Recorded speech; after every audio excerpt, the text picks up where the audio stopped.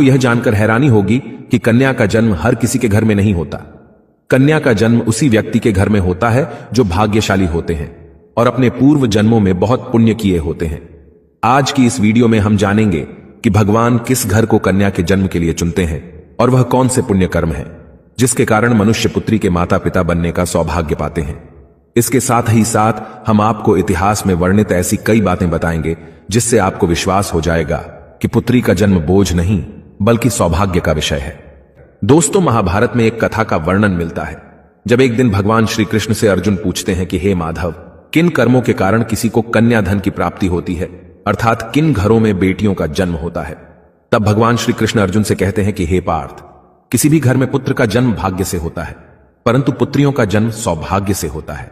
जो भी स्त्री या पुरुष अपने पूर्व जन्म में अत्यधिक पुण्य कर्म किए होते हैं उन्हें ही पुत्री के माता पिता और सगे संबंधी होने का सौभाग्य प्राप्त होता है। इतना ही नहीं, पुत्रियों के जन्म के लिए उन्हीं घरों को चुना जाता है जो पुत्रियों का भार सहन कर सके, क्योंकि तीनों लोकों में स्त्री अर्थात पुत्रियां ही ऐसी होती हैं जिनका भार हर कोई नहीं उठा सकता। क्योंकि जिस पुत्री को कई वर्षों तक अपना मानकर रखा जाता है, एक दिन उसका दान कर पाना सबके लिए संभव ही नहीं होता।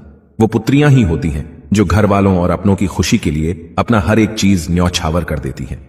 हे अर्जुन, जिस दिन इस सृष्टि में बेटियों का जन्म होना रुक जाएगा उस दिन सृष्टि भी ठहर जाएगी और इस सृष्टि का अंत हो जाएगा।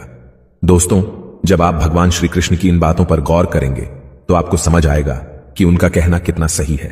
क्योंकि अगर इस संसार में पुत्रियां ही नहीं होंगी तो ना वंश आगे बढ़ेगा और ना ही ये सृष्टि। कई लोग कहते हैं कि हिंदू इतिहास में स्त्रियों का महत्व नहीं है, जो सर्वथा गलत है, और जिस इतिहास में स्त्री का महत्व नहीं है वह इतिहास हमारा है ही नहीं।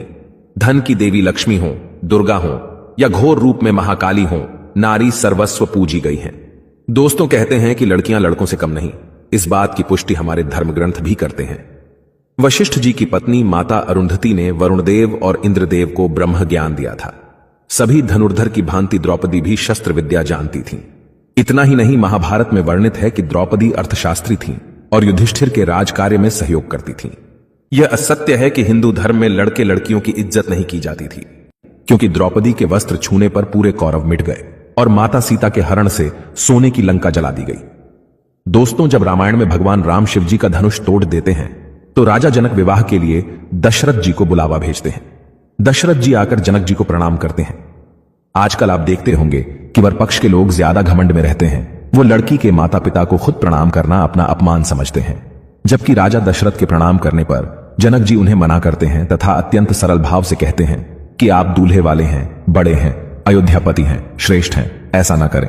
तब दशरथ जी कहते हैं कि बड़े तो